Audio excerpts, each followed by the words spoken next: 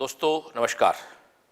जैसा मैंने कल शाम को लाइव में आपसे प्रॉमिस किया था कि फिजिक्स के प्रीवियस नीट के पेपर्स का सॉल्यूशन हम लोग ऑनलाइन डालेंगे, तो उसका मुहूर्त, उसका शुभारंभ आज करने जा रहे हैं।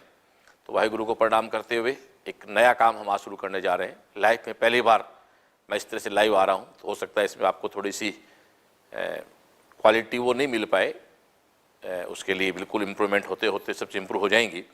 हमारा मकसद इसमें क्या है कि प्रीवियस 2013 से लेके 2019 13 टू लेके 19 तक जो पेपर हुए हैं नीट के, उनको टॉपिक वाइज हमने क्वेश्चंस को एक एडजस्ट किया है और उसके अकॉर्डिंग हम लोग उनका सॉल्यूशन करेंगे, थ्योरी को साथ लपेटते हुए। ठीक है डियर, बात शुरू करें। तो सबसे पहले हम लोग जहाँ से स्टार्ट होती है हमारी फिजिक्स वेक्टर से, वहाँ से बात शुरू कर रहे हैं। ये एक प्रश्न है नीट फर्स्ट 2016, फर्स्ट का मतलब 16 में नीट 2 बार हुआ था, तो जो फर्स्ट नीट हुआ था 16 का, उसका क्वेश्चन है। दोस्तों क्वेश्चन है, if the magnitude of sum of two vectors is equal to the magnitude of the difference of the two vectors, the angle between these vectors is. कि दो वेक्टर जब साफ कहता है अगला, उनका सम करते हैं, उनका डिफरेंस करते हैं, तो उनका मैग्नीट्यूड सेम है, तो बताओ कि उनके बीच एंगल क्या रहेगा। तो दोस्तों उनके बीच एंगल हमें निकालना है। तो मैं इस प्रश्न पे जाने से पहले मैं आपको दो वेक्टर का सम करना सिखा देता हूं दोस्तों। ठीक है, शुरू करें। कि एक वेक्टर ए है, एक वेक्टर बी है, उनके बीच एंगल थीटा हो, तो उनका सम जो करेंगे वो वेक्टर आएगा। वेक्टर में वेक्टर को सम करें तो वेक्टर आएगा, तो वेक्टर आएगा, रिजल्टेंट भी वेक्टर है, तो उसका एक मैग्नीट्यूड भी होगा, उसकी डायरेक्शन भी होगी। तो फॉर्मूला ऑफ मैग्नीट्यूड और फॉर्मूला ऑफ डायरेक्शन आपको मैं निकालने के लिए बोर्ड पे आता हूं। ठीक है डियर, अब थोड़ा सा ये अपना वो वाला बोर्ड नहीं है, चौक वाला, इसमें थोड़ी सी हो सकता है राइटिंग वगैरह आपको शुरू में डिस्टर्ब लगे, तो थोड़ा सा आप इसमें समझने की कोशिश करें। दोस्तों जैसे माना ये वेक्टर है ए, ये वेक्टर है बी, इनके बीच एंगल है थीटा।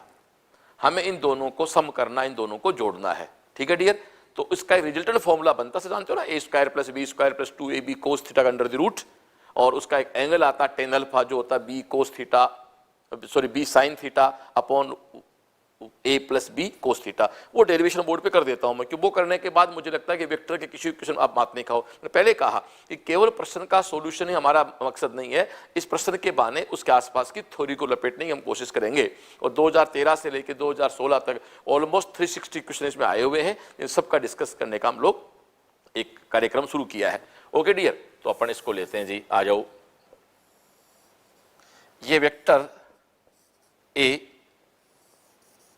ये वेक्टर बी, इन दोनों का सम करेंगे तो डियर ये इसका एक रिजल्टेंट वेक्टर है। क्लियर, आप इसको ये डैश डैश करके यहां इसको मिला देते हैं, ये डैश डैश करके इसको यहां मिला देते हैं, इस लाइन को थोड़ा सा दोस्तों आगे बढ़ा देते हैं। ये आप जानते हैं इन दोनों के बीच का एंगल थीटा है। ये रिजल्टेंट वेक्टर जो आर बन रहा है, ये इसके साथ अल्फा एंगल बना रहा है। It clear. अब हम जानते हैं ये वेक्टर बी है, तो ये वेक्टर बी क्या होगा दोस्तों, वेक्टर बी होगा। अब यहां थोड़ा सा हम मैथमेटिक्स का यूज कर लेते हैं, इस लाइन को खींचते हैं। ये एंगल थीटा है, तो ये एंगल भी दोस्तों थीटा होगा। तो ये आप जानते हो बी है, ये एंगल थीटा है, तो ये कंपोनेंट क्या बनेगा, प्लीज प्लीज बोले, बोलो बोलो सब लोग एक साथ, बी कोस थीटा। ये कंपोनेंट क्या बनेगा, बी साइन थीटा। अब आप जरा ध्यान से देखें कि ये आपका ट्रायंगल बन गया, यहां से लेके यहां तक बन गया। ओके डियर, जिसकी आर इसका रिजल्टेंट है, तो आप खुद समझ सकते हैं दोस्तों आर इक्वल टू क्या होगा, रूट, ये डिस्टेंस कितना है यहां से यहां, ए, ये कितना है बी कोस थीटा, तो टोटल क्या हो गया ए प्लस बी कोस थीटा का स्क्वायर, और आपकी बुझा क्या है बी साइन थीटा। तो ये दोस्तों क्या हो गया बी साइन थीटा का स्क्वायर। इन सबको हम सोल्व करेंगे। थोड़ा सा मैं यहां आपको पूरा डिटेल बात कर लूं कि हो सकता है 11th का बच्चा भी कोई देख रहा हो। तो A square plus B square plus 2ab cos theta plus B square sine square theta. थोड़ा सा अब यहां ए स्क्वायर प्लस यहां ये बी कोस थीटा के साथ दोस्तों B square cos square theta आएगा। थोड़ा सा इसमें कहा ना, एक बार ये फर्स्ट टाइम बोर्ड पे हो रहा तो एक बार फिर से लिखना पड़ेगा इसको अपने को, R A square plus B square cos square theta plus 2ab cos theta plus B square sine square theta.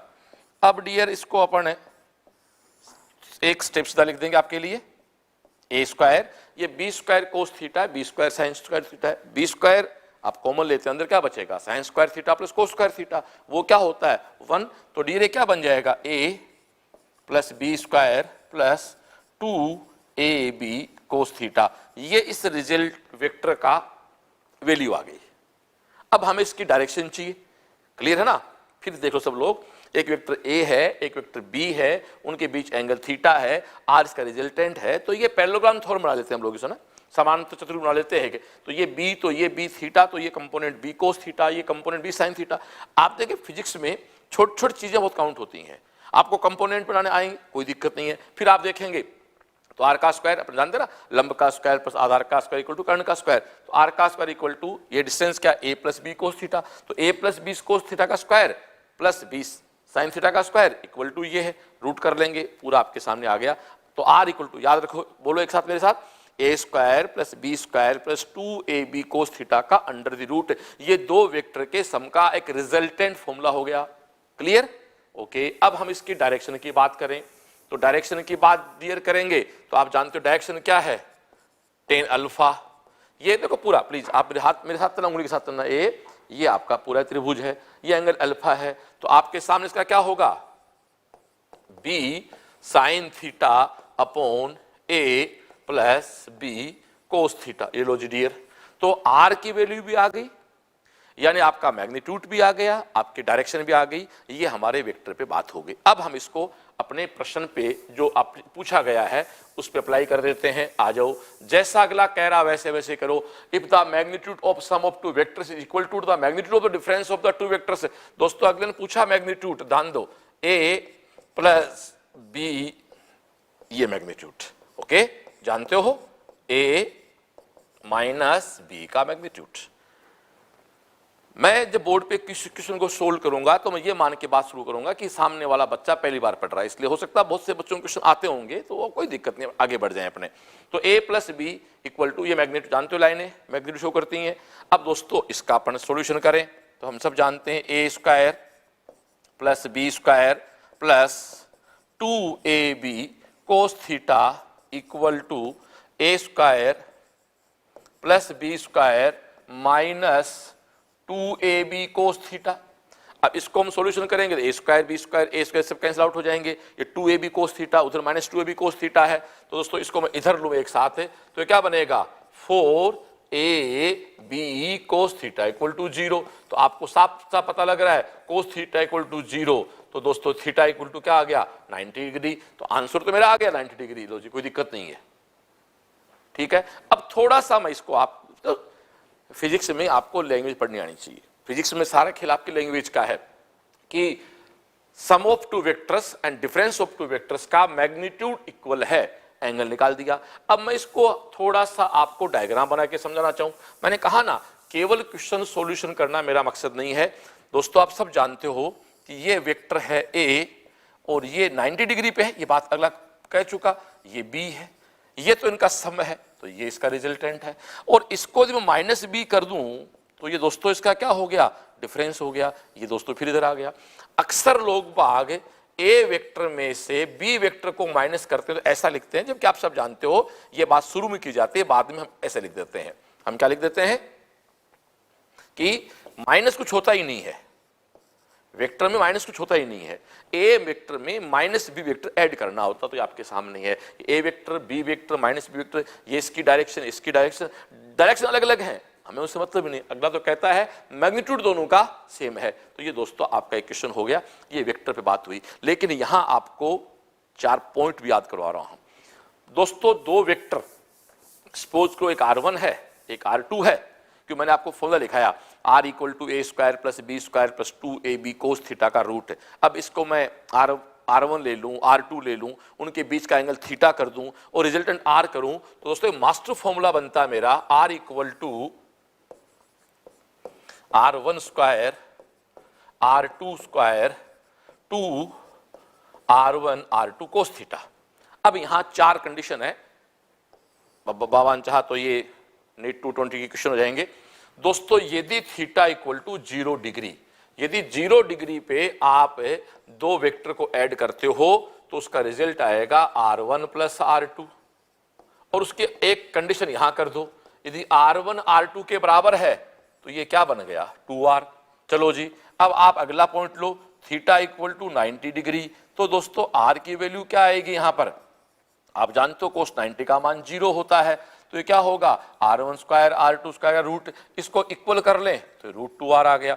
अगला एक बहुत ही प्यारा पॉइंट है 120 डिग्री, और ये तो सबसे अच्छा अप्लाई तभी होता है कि एंगल 120 डिग्री हो और R1 R2 के बराबर हो, तो इस क्लास की श्रेष्ठतम बात दोस्तों कह रहा हूं, R डैश की वैल्यू R के इक्वल हो जाएगी। इस बात को थोड़ा ध्यान दें, यदि एक वेक्टर R एक वेक्टर दूसरा R है, उनके बीच का एंगल 120 हो तो उनका दोस्तों सम में R ही होता है। वो क्वेश्चन आता है दो 5-5 न्यूटन के फोर्स हैं, उनको किस एंगल पे किसी बॉडी पे लगाया जाए कि बॉडी पे लगने वाला रिजल्टेंट फोर्स भी 5 हो, 120 एंगल लगा दो, बहुत जो काम आएगा। इसी तरह से यदि मैं 180 डिग्री की बात कर लूं, यदि इन दोनों वेक्टर के बीच एंगल 180 डिग्री हो तो आप सब जानते हो दोस्तों R की वैल्यू क्या हो जाएगी R1 माइनस R2, और यदि R1 R2 बराबर हो तो R डैश का मान क्या हो जाएगा 0।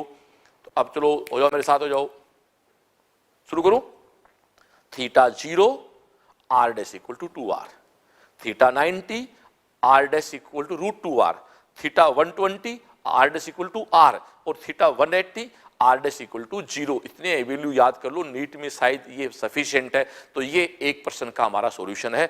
इस प्रकार से अगले हर प्रश्न का सॉल्यूशन हम थ्योरी को आसपास लपेटते हुए करना चाहेंगे, जो 2016 में आया है, और ये वेक्टर का एक अच्छी प्रॉब्लम अपने आप कह सकते हैं। ओके डियर, अब अगले प्रश्न पे आते हैं। Thank you. ओके दोस्तों, ये अगला क्वेश्चन नीट 2019 में आया है, लास्ट ईयर 2019 के नीट में आया है। चलो बात शुरू करें फिर वेक्टर पे। मैंने कहा ना, हमने वेक्टर्स के सारे क्वेश्चन 2013 से लेकर 2019 तक को सबको एक साथ कर लिया, तो आपको आइडिया हो जाएगा कि किस प्रकार की प्रॉब्लम आई। एग्जाम बहुत इजी होता है, एक्चुअल नीट का एग्जाम बहुत कॉन्सेप्चुअल, बहुत आसान होता है। बच्चे यदि ट्रैक से पढ़े ना तो कोई बहुत मुश्किल सिलेक्शन नहीं है। पब्लिक पढ़ती पता है क्या कह रहती है, साफ कहता है particle moving with velocity v is acted by the 3 forces shown by the vector triangle PQR the velocity of the particle. साफ कहता भाई सदिश PQR में दर्शाए अनुसार वेग v से गतिमान किसी कण पे 3 बल कार्य कर रहे हैं, तो इस कण का वेग क्या है। देखो दोस्तों, आपके सामने एक त्रिभुज है, वेक्टर सदिश जानते हो ना, और सदिश का मतलब होता है, याद करो, एक डिस्प्लेसमेंट होता है, एक डिस्टेंस होती है, वो वेक्टर होता है। तो जहां से स्टार्ट होके वापस वहीं आ जाएं, मान लो आपने एक ऐसा पूरा, आप सपोज करो आपने एक पहला पूरा एक सर्कल घूम लिया, तो डिस्टेंस तो क्या हुई 2πr, डिस्प्लेसमेंट क्या हुआ 0, क्योंकि डिस्प्लेसमेंट क्या है वेक्टर क्वांटिटी है। तो यहां भी भाई ये ट्रायंगल किसको शो कर रहा है, फोर्स को। फोर्स क्या है, वेक्टर क्वांटिटी। जो चले कहां से अपन चले यहां से R से, कहां पर गए P पर, P से कहां पर आए Q पर, Q से दोस्तों कहां पे R पे। आप सपोज करो, मान लो ये F1 वेक्टर है, ये F2 वेक्टर है, और ये F3 वेक्टर, 3 फोर्स मान लो। अगला खुद कहता है F1 F2 F3 3 फोर्स हैं, जहां से चले वापस वहीं आ गए। आप जानते हो जब इनिशियल पॉइंट और फाइनल पॉइंट एक होते हैं तो कोई भी वेक्टर क्वांटिटी हो क्या बन जाती है 0। तो लो जी डियर, इसका डेल्टा F भी क्या हो गया भैया 0। तो आपके सामने दोस्तों F टोटल क्या है, जब F 0 है, फोर्स 0 हो गया, तो बिना फोर्स तो आप जानते हो कुछ होता ही नहीं है। तो बस सीधी सी बात है कि आपके सामने ये कहता है remain constant, change according to the, तो सिंपल बात हो गया भैया, रिमेन कांस्टेंट हो गया। हमारा इस कण का वेग क्या रहेगा, नियत रहेगा, क्योंकि बिना बल के आपका कभी वेग नहीं हो सकता। तो ये आपका प्रश्न हो गया। लेकिन आप इस पे फिर बात पकड़े, एक ट्रायंगल में आप जहां से चले वापस वहीं आ गए, ट्रायंगल इश्यू नहीं है। सर्किल में जहां से चल के इनिशियल पॉइंट से चल के वापस आप आते हैं फाइनल पॉइंट पे, तो वेक्टर क्वांटिटी डियर 0 हो जाएगी। यहां वेक्टर क्वांटिटी की बात की, फोर्स 0 हो गया, इसलिए वेलोसिटी 0 होगी। ये सेकंड इक्वेशन हो गया। Okay thank you. हाँ, तो मैंने पहले 2 क्वेश्चन कराए, वो दोनों वेक्टर पे थे। अब थर्ड क्वेश्चन पे आता हूं, जो दोस्तों हमारे एरर पे है। एरर पे मेडिकल में ऑलमोस्ट एक प्रॉब्लम आती है। एरर पढ़ाने के लिए तो बहुत सारी चीजें होती हैं। एरर पढ़ाते समय तो टीचर आपको सारी बात करता है। एक बात ध्यान दें बच्चे, जब टीचर आपको क्लास में पढ़ाता है तो वो आपको कॉपी में बहुत सारे पेज भरवाता है। कुछ बच्चे जुलाई में भी उस पेज को उतना ही पढ़ते हैं, और जब फरवरी में पढ़ने बैठते तभी वो 4 पेज को 4 पेज, ऐसा नहीं होता भाई। फरवरी आते आते तो बिल्कुल बटर निकल जाता है, उसका मक्खन निकल जाता है, और अप्रैल के महीने में तो और छोटा हो जाता है। मुझे बताओ, माना एग्जाम आपकी 3 मई को नीट की, तो क्या 2 मई को आप सारी किताब पढ़ के जाओगे कि यार फिजिक्स पढ़नी है, केमिस्ट्री पढ़नी है, बायो पढ़नी है? ऐसा नहीं होता है। फिर आपको धीरे धीरे उनको समराइज करना होता है, लास्ट में घूम के आपको ट्रिक्स पे आना होता है, टिप्स पे आना होता है, फॉर्मूलों पे आना होता है, और एनसीईआरटी पे आना होता है। ये दोस्तों आपके सामने एक एरर की प्रॉब्लम है। क्वेश्चन आप पढ़े, in an experiment 4 quantity A, B, C, D are measured with percentage error 1%, 2%, 3%, 4% respectively. Quantity P is calculated as follow. ये एक फॉर्मूला है, और ये दोस्तों परसेंटेज की एरर है। ठीक है डियर, थोड़ा सा मैं इस फॉर्मूले पे जाने से पहले एरर के बारे में आपसे बात कर लेता हूं। एक बात सपोज करो कि मान लो कि कहीं आपको 100 काउंट करने थे, ठीक है, ध्यान था क्लास का, 100 काउंट करने थे, और आपने उसके बदले वहां 90 काउंट किए, तो नॉर्मल तो आपने क्या कहा, कितनी मिस्टेक हुई? 10 की। लेकिन इसको परसेंटेज में कन्वर्ट करना हो तो आप क्या कहोगे? 10% की। ठीक है डियर, और रेस्पेक्ट में आप इसको काउंट करना चाहोगे तो आप क्या कहोगे? 1/10 की। इस तरह से ये चीजें बन जाती हैं, है ना, सापेक्ष, निरपेक्ष, परसेंटेज। तो मोस्टली क्या होता है, परसेंटेज का फॉर्मूला है। तो इसमें जब जब ये फॉर्मूला बनता है, कोई फॉर्मूला हो, तो दोस्तों P की जब भी बात करेंगे, आप इसके एरर की बात करेंगे, तो आप इसको डेल्टा P/P लिखें, तो पावर को नीचे ले लो। अब ये फॉर्मूला आपको पूरी साल टीचर पढ़ाते हैं, इनकी चर्चा नहीं करूंगा मैं यहाँ। ठीक है, अब यहां प्लस लगाओ, माइनस, प्लस लगाओ, एरर के माइनस में नहीं आती है, वो चीजें सब आपको टीचर बता चुके हैं। Delta B/B। अब दोस्तों C नीचे है, ऊपर माइनस आएगा, पर मैंने कहा पावर माइनस नहीं होती है, तो ये आपका डेल्टा C/C। डी पे भी कोई पावर नहीं है, तो दोस्तों ये डेल्टा D/D। ओके डियर, अब थोड़ा सा इसको वैल्यू पुट कर दें। ए की एरर कितनी है? 1%। बी की एरर कितनी है डियर? 2%। सी की एरर कितनी है? 3%। डी की एरर कितनी है? 4%। इक्वल टू कर लो, ये देखो 3 है, ये 2 2 4, 4 3 7, 7 और 3 10, 10 और 4 14। लो जी, आज का आंसर आ गया 14%।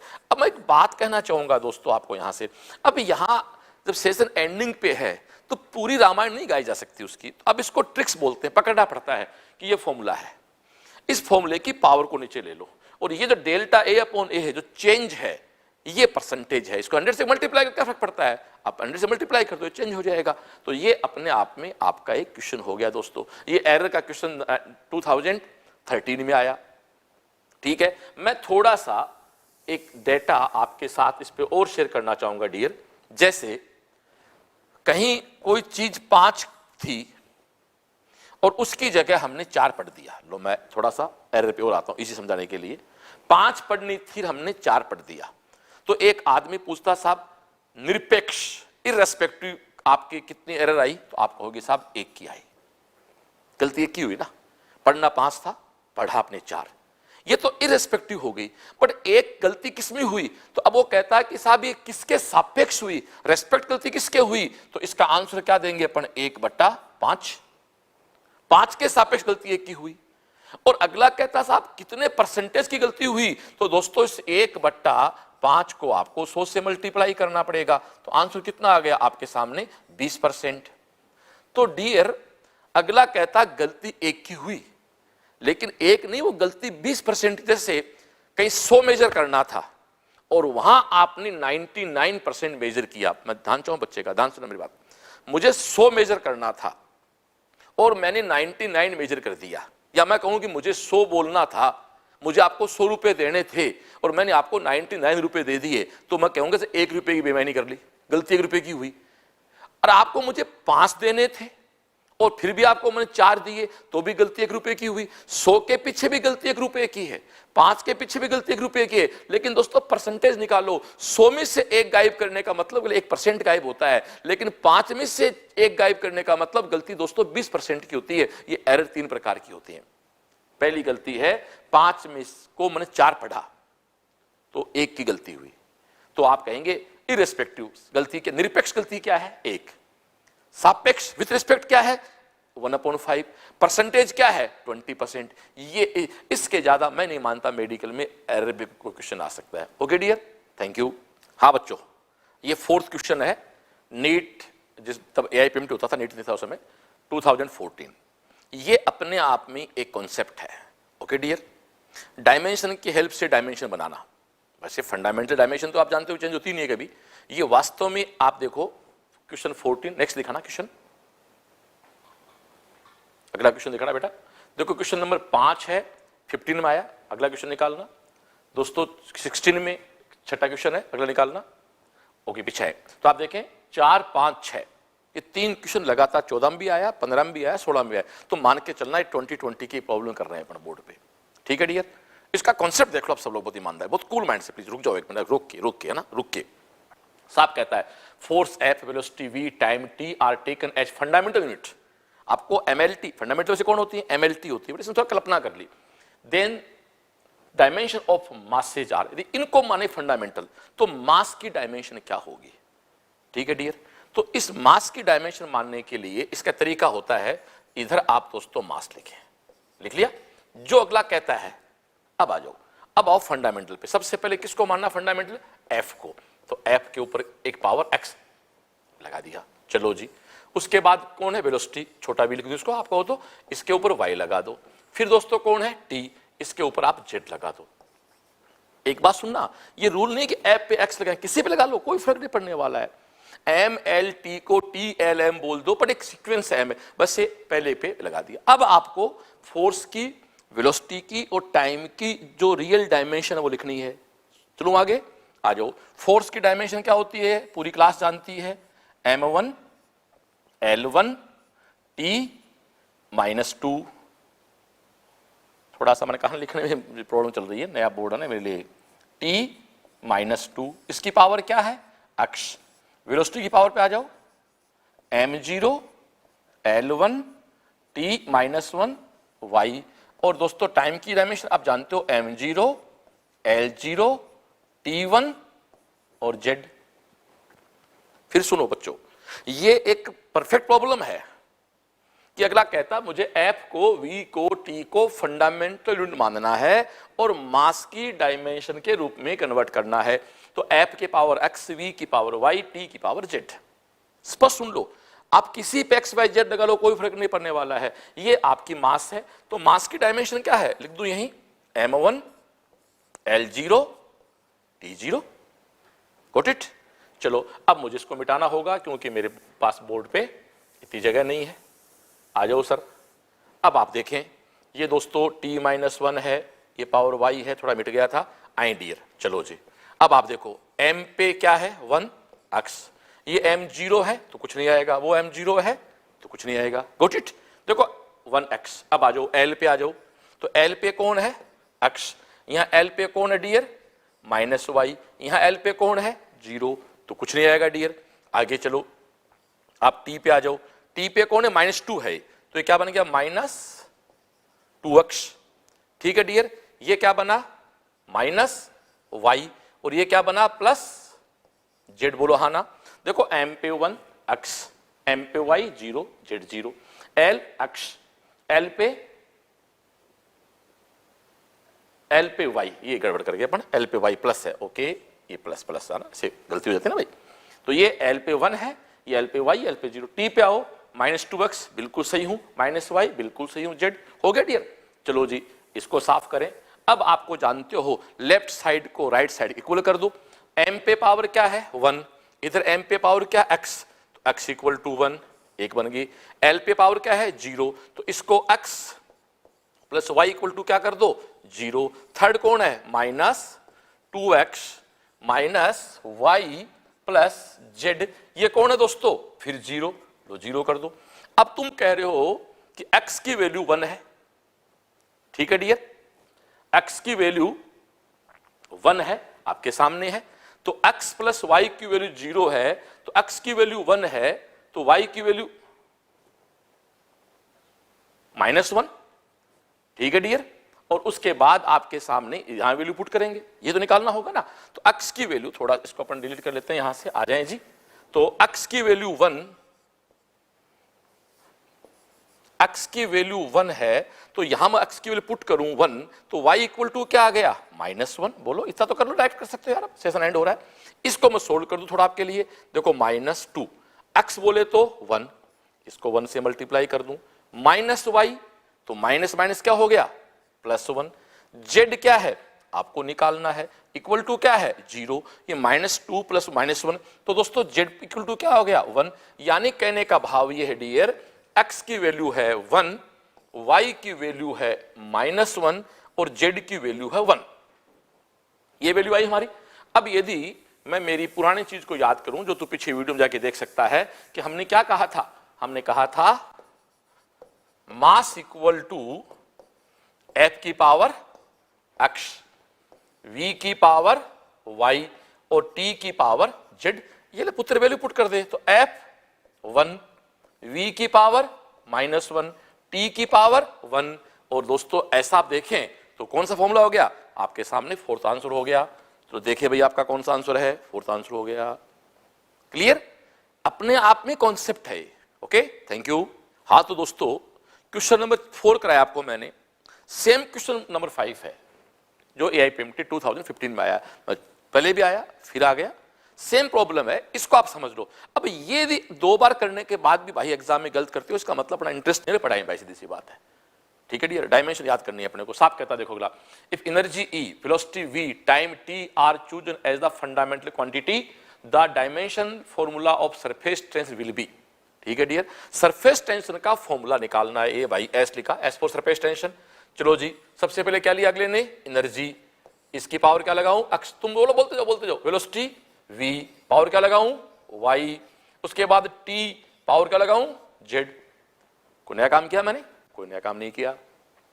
यहां लिखा सरफेस टेंशन, मैं नहीं कह रहा हूं, अगला कह रहा है।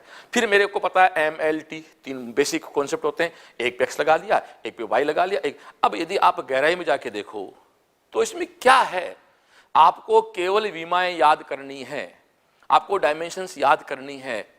आपको अब विमाएं याद नहीं है, डायमेंशंस याद नहीं, फिर तो भाई आप कैसे कह सकते हो जी, सब्जेक्ट हार्ड नहीं होता भाई, हमें काम करना होता है। आ जाओ जी, सबसे पहले एस की डायमेंशन क्या होती है तो साइड में समझा दूं। एस इक्वल टू आप जानते हो F/L होता है, यूनिट लेंथ पे लगने वाला फोर्स होता है ना, फोर्स को लंबाई से डिवाइड कर दो तो आप वो सरफेस टेंशन बन जाता है। तो एस की डायमेंशन जो है वो तो आप F की वैल्यू पूरा कर दो आप लोगों को, तो M1, L क्या होता है L1, और ये क्या होता है T-2, L क्या होता है M0, L1 T0। लो पूरा सॉल्यूशन कर ले बच्चों के लिए, तो डियर क्या बन गया M1 L0 और T-2। ठीक है, ये आपका सरफेस टेंशन यूनिट बन गई, M1 L0 T-2। मिटा दूं, देख लिया, चलो जी ये मिट गया डियर। आ जाओ, हो जाऊं शुरू। M1 L0 क्या था, बोलना यस T-2। आ जाओ जी, अब एनर्जी भी आ जाओ। आप जानते हो एनर्जी वर्क इन दोनों की डायमेंशन एक ही होती है, क्या होती है, सब एक साथ बोलो, M1 L2 T-2 की पावर x। वेलोसिटी क्या होती है M0 L1 T-1 की पावर y। टाइम तो टाइम होता है, M भी 0 होता है, L भी 0 होता है, T1 होता है, T1 होता है, और इसकी पावर क्या भैया z। फिर सुन लो भाई, किस बात की वैल्यू है, बेसिक चीजों की डायमेंशन, विमाएं आनी चाहिए। कॉन्सेप्ट बता दिया, अगले ने कहा सरफेस टेंशन, लिखा साइड में, किसको माना फंडामेंटल, फोर्स को माना, वेलोसिटी को माना, टाइम को माना, बना दिया आपके सामने हमने, कहीं कोई दिक्कत नहीं आई। चलो जी अब आप देखें, अब इसको आप पावर को जोड़ें सबको आपस में, तो m के ऊपर कौन है अक्ष, एक बार है, यहां दोस्तों y 0 0 खत्म हो गया। L पे आ जाओ, ये x कितनी बार है 2 बार, यहां दोस्तों x कितनी बार है 1 बार, तो y, और आपके सामने यहां L है ही नहीं तो कोई दिक्कत ही नहीं है। अब आप t पर आ जाओ, t कितनी बार है पित्र -2x टाइम, ये क्या है -y टाइम, वो क्या है +z टाइम, और इधर क्या है M1 L0 T-2 बस equation left side right side, simple mathematics है। एक्स लेफ्ट को राइट इक्वल कर देते हैं, तो मैं इन चीजों को मिटा दूं, क्योंकि बोर्ड पे जगह की दिक्कत होती है ना हमारे पास, तो इनको हम लोग मिटा लेते हैं। देखो ऐसे मिट जाता है ये, थोड़ा सा ये दोबारा लिखना पड़ेगा अपने को। ये अक्ष है, ये 2 अक्ष है, ये y है, ठीक है डियर। आ जाओ कंपेयर करूं, जो कंपेयर करते हैं लो।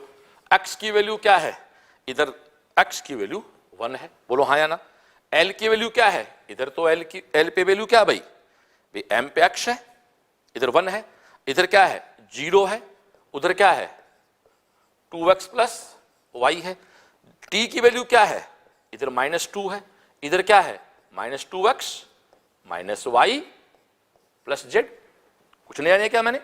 अब आप देखो x की वैल्यू 1 है, तो दोस्तों इस x को यहां पुट करूंगा तो ये 2 प्लस y हो ना, 2 प्लस y इक्वल टू 0, तो y इक्वल टू क्या आ गया -2। तो आप इतना तो कर लो यार, कभी x इक्वल टू 1 हो गई, यहां x पुट किया तो y की वैल्यू क्या आ गई -2 आ गई। अब यहां पुट करना थोड़ा बड़ा इसलिए देखो -2, x क्या है तो ये -2, y क्या है माइनस माइनस +2, और ये तेरा क्या है भैया z, ठीक है डियर। तो तेरे सामने ये क्या हो गया कैंसिल आउट, z का मान क्या आ गया -2, तो डियर z की वैल्यू क्या आ गई -2। अब तू खुद देख x1 y -2 z -2, तो स्पष्ट है ऐसा आंसर कौन सा हो गया हमारा, फोर्थ आंसर हो गया भैया, आ गया फोर्थ आंसर, ठीक है डियर। तो बिल्कुल एक सिंपल सा एस्पेक्ट था, x की वैल्यू 1 है, y की वैल्यू -2 है और z की -2 है, हो गया। अब बताओ डायमेंशन पे की मात खाओगे, मात कौन बच्चा खाएगा, जिसको डायमेंशन याद नहीं है। तो जिसको डायमेंशन याद नहीं है वो गलती किसकी, पेरेंट्स की, टीचर की, रूममेट की ना, गलती तेरी, तूने पढ़ाई नहीं की। Okay thank you. हाँ दोस्तों अब हम छठे क्वेश्चन पे आते हैं, ठीक है ना, जो नीट 2016 की सेकेंड एग्जाम में आया था। ओके डियर, फिर वो क्वेश्चन है, फिर वो dimension. Planck's constant as speed of light in vacuum C, Newton's gravitational constant G are the fundamental constant. Which of the following combination of these has the dimension of length? हमें इन तीनों को length में convert करना है, length के रूप में। अब ध्यान सुनो भैया, यहाँ प्लांक कांस्टेंट और ग्रेविटेशनल कांस्टेंट ये डायमेंशन अपने आप में इंपॉर्टेंट है भाई, इनको याद करना अपने आप जरूरी है। क्वेश्चन में बाद में आता हूं मैं। आप सब जानते हो कि एक बहुत अच्छा फॉर्मूला होता है एटॉमिक स्ट्रक्चर में, mvr NH अपॉन 2 पाई, याद है ना। एंगुलर मोमेंटम जो है वो h का मल्टीप्लायर होता है, या h बाई 2 पाई का, ये कांस्टेंट ये कांस्टेंट, तो h की डायमेंशन वही है डियर जो एंगुलर मोमेंटम की है। और एंगुलर मोमेंटम की डायमेंशन अपन जानते हैं क्या होती है, याद है m1 L2 T-1, ये पुत्र अपने आप में क्वेश्चन है। उसके बाद g की जो डायमेंशन है वो तो बहुत प्यारी है भाई, m-1 L3 T-2, इसको तो मैं कभी नहीं भूल सकता, मेरी पीटी एग्जाम का पहला क्वेश्चन था मेरा यार ये, इसलिए कोई भूल सकता है नहीं इसको तो मैं, क्योंकि इससे पहले क्वेश्चन मुझे कॉन्फिडेंस दिया था यार बस अब अच्छा पेपर रहेगा अपना। तो डियर प्लांक कांस्टेंट की आ गई, जी की आ गई, डायमेंशन बार बार कह रहा हूं ये अपने आप में इंपॉर्टेंट है। ओके डियर, अब मैं मेरे प्रश्न पे आता हूं। मैंने पिछले दो जो क्वेश्चन करवाए हैं मैं सेम उसी प्रश्न पे हूं। लो इस बार मैं थोड़ी इसकी सीक्वेंस चेंज कर लेता हूं। आप सोचो वो पहले को पहले लिखना पड़ता है, दूसरे को, ऐसा कुछ नहीं है। लो मैं उल्टा करता हूं। लो लेंथ है ना, तो लेंथ कौन है, m0 L1 T0। आ जाओ जी, मैं तो भैया लास्ट में कौन है, पहले h है फिर c है फिर g है। लो जी मैं तो g पे तो लगाऊंगा अक्ष, आ जाए यार, और h पे लगाऊंगा y और c पे लगाऊंगा z। लो चेंज करूंगा इसको कि आपको लगेगी क्रम, ऐसा कुछ नहीं होता है इसमें। शुरू करें, आ जाओ। विमा मत भूलना भाई, g की क्या है m1 L3 T-2 अक्ष। प्लांक कांस्टेंट क्या है, याद है m1 L2 T-1 की पावर y। c आप जानते ही हो m0 L1 T-1 की पावर z। फिर से कहता हूं, मैंने पहले को आखिरी कर, इसमें कोई फर्क नहीं पड़ता, ये तीन जो फंडामेंटल है इनको कन्वर्ट करना है। आप इसको एक्सचेंज कर सकते हैं जी, इसको मिटाना पड़ेगा दोस्तों क्योंकि अपने पास जगह की थोड़ी प्रॉब्लम है। ठीक है डियर, ये मिट गया। अब आ जाओ, इधर कौन था m0 L1 T0। स्टार्ट करूं भैया, आ जाओ। m की पावर क्या है डियर 0, इधर m की पावर क्या है जी माइनस अक्ष है, y है। ओके तो लिख दूं माइनस एक्स प्लस वाई। लो जी पूरा हो गया। आ जाओ एल पे, आ जाओ एल पे कौन है 1, यहां एल पे कौन है इक्वल टू कौन है, बोलो बोलो 3x प्लस प्लस क्या है 2y प्लस क्या है z, दूसरा हो गया। तीसरे पे आ जाओ टी पे, फिर क्या है 0, टी पे क्या है minus 2x plus minus y और माइनस z। ये लो भैया हो गई 3 इक्वेशन। फिर से कहता हूं मैंने सीक्वेंस चेंज कर ली। कई बार एक बच्चे पूछते हैं साहब ये जो सीक्वेंस देता है क्या उसी के रूप में लेना होता है क्या? ऐसा कुछ नहीं है बेटा जी, ऐसा कुछ नहीं है। अब आप आ जाओ यहां से, आ जाओ पहला डिस्कस हो गया x इक्वल टू वाई। अब आप इसमें से जहां जहां x है वहां y कर लो ताकि y z की दो इक्वेशन बन जाएंगी। तो x y करूं तो इसको मैं से कर दूं 1 इक्वल टू, ये कौन है डियर 3y, x y है ना, तो 3y plus 2y plus z। और यहां भी वही कहानी करें अपन, जहां x वहां y लिख दें तो ये क्या होगा minus 2y minus y minus z। ठीक है साहब। अब आगे चले थोड़ा सा अपन इस चीज को आगे ले, तो z plus 5y equal to 1। और ये क्या dear 0 equal to minus 3y minus z। तो आप ऐसा कह सकते हैं क्या कि z plus 3y equal to 0, बोलो हाँ या ना। और ये क्या है z plus 5y equal to 1। चलो माइनस माइनस माइनस करो, कर दिया, ये कैंसिल आउट हो गया। ये क्या बचा minus 2y equal to minus 1। तो y की वैल्यू क्या आ गई हाफ, आ गई ना। तो y हाफ है तो x भी हाफ है। तो यहां लिख दूं आपके सामने x equal to Y equal to क्या हो गया हाफ। x हाफ है y हाफ, तो x हाफ और y हाफ है तो z की वैल्यू निकाल लेते हैं। लो तो z की वैल्यू यहां से निकाल लेते हैं, लो फटाफट ही x हाफ लो लिख लो, ये 0 था ना, तो 0 x क्या है हाफ, लो जी 1/2 से गुणा कर दो। y क्या है हाफ, ये लिख दो जी, ये कौन है माइनस z। ये डियर तेरे सामने सामने क्या आ गया -1। ये क्या है माइनस हाफ, ये क्या है माइनस z। ये तेरा 3/2 हो गया। तो z की वैल्यू क्या आ गई -3/2। तो बिल्कुल सिंपल है डियर, x की वैल्यू प्लस हाफ आ गई, y की वैल्यू प्लस हाफ आ गई और z की वैल्यू क्या आ गई -3/2। क्लियर। चलो जी अब इसको मिटाते हैं अपन।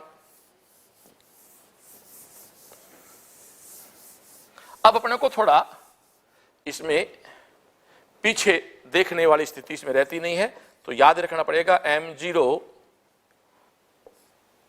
L1 T0। हमने सबसे पहले किसको लिया था भाई, याद है क्या, G को लिया था, इस पे x लगाया था। फिर हमने किसको लिया था, याद है क्या, C को लिया था, जिस पे हमने y लगाया था। उसके बाद हमने किसको लिया था, H को, जिसके ऊपर हम Z लगाया था। कैसा किया था हम लोगों ने, हमने ऐसा नहीं किया था। हम लोगों ने किया था, हमने निश्चित रूप से G के ऊपर हमने क्या लगाया था x, और हमने H पे क्या लगाया था y, और हमने C पे क्या लगाया था हम लोगों ने z। ठीक है डियर। बस अब इसको कन्वर्ट करें तो आपके सामने सामने G पे x था, x की वैल्यू क्या है हाफ, तो G की पावर क्या आ गई हाफ। H की पावर y वो भी क्या था हाफ, तो H की पावर भी क्या आ गई हाफ। C के पावर z, z क्या था हमारे याद है क्या -3/2।